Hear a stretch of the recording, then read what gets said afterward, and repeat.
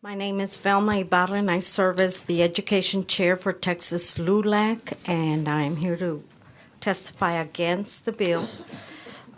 First of all, a comment really from my heart, and I think from the heart of most LULACers, that we are so very disappointed that at a time when economically disadvantaged children, or the count or the number of economically disadvantaged children, has grown so much in our public schools, that we would be looking at, and those are the kids that suffer the most, we know economically, whether they're poor, white, or minority, that we would be looking at an option to go into our pot and remove even more money for those kids. We oppose Senate Bill 3 because of what the research tells us. There is enough and many, many varied and creditable research studies. And mind you, absolutely, I agree with the senator that when we come up here and we cite studies, we better know what it is that we're creditable. There are studies by the Rand Corporation, by Columbia University, the Brookings Institute, that specifically looks at the disaster in learning in Louisiana and Indiana for children that have had vouchers. We have the Ohio study. We have the experiment in Milwaukee, where if you look again at creditable websites and studies, 41% of the schools, voucher schools in Milwaukee, since 91 to 2015 have either been shut down because of academic issues, or they're just not they just fail to continue. So here we say that any experiment should be one that does no harm. And for our kids, we do not want an experiment where there is a lot of research that shows that there are a lot of issues. Let us have the money. We want the choice to hire more counselors, more therapists, more specialists, more special services, and I guarantee you there are hundreds of thousands of teachers that do well, as well as millions of kids that do really well in public schools. I thank you, Chairman and committee, for your kind attention. Thank you, Ms. Barr. You represent LULAC. Yes. LULAC is a civil rights organization? Yes, sir. The oldest and the largest civil rights organization in the United States. Okay. And that organization has stood up for education rights for Latinos, is correct? Sir, we have fought in legislatures, we have fought in the courts, we have fought in the streets, and rest assured that based on the outcome, that the use of our public tax money for private ventures will be a fight that we most certainly will be asking for help on. Anyone who believes that way as well. And so you're against this bill? Absolutely, okay. Sir. All right, so, and the NAACP is against this bill? Yes, sir. Now, do you know anything about the NAACP? Yes, sir, absolutely. What do you know about the NAACP?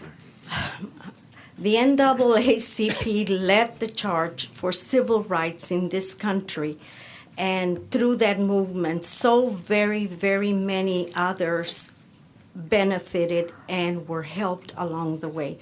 But anything from economic justice, educational justice, discrimination.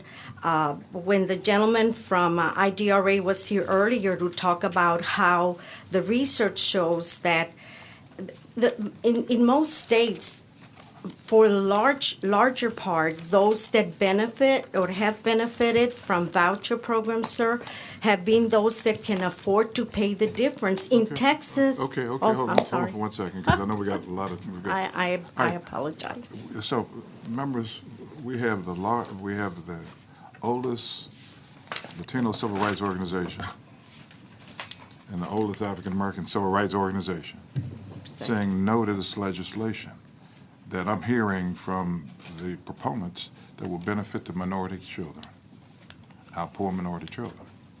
Why would you be against a bill that the proponents are going to say will benefit the minority children?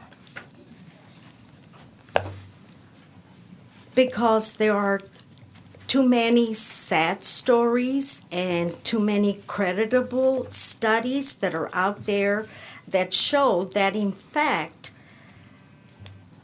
minority children and families cannot pay the difference, or have not been able to in most states that have been mentioned here today.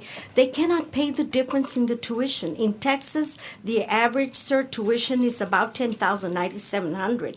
So that if a family is going to get a $4,000 or $5,000 voucher to go elsewhere because they're not, they want choice, where are they going to come up with the other $4,000 to $6,000? Not our poor minority children in our public schools. Again, Mr. Chairman, let me just ask a question. As it relates to the tax credit scholarship, that would be for what, $500? $5,000. How much? The tax credit scholarship, the maximum is how much? $5,836. I'm sorry, the education $7,295. in terms of, I'm sorry, that's wrong. Education. $8,754. Education savings account. Yeah, $5,836, $7,295, $8,754 are the three numbers that you For the teased out LBB earlier. For Good education. job. You finished? Education savings account. That would be those numbers, or which one? The tax credit scholarship and educational expense assistance. I thought I saw something in the bill that was going to be like $500. No, that's the transportation allowance. So how much? Still in public schools, can use for transportation. Okay, so how much would that scholarship be, maximum? $500. Okay, so the tax credit scholarship would be a maximum of $500? No, That's what I was asking. I'm sorry. Mr. Chairman, Yeah, please, by me, sir.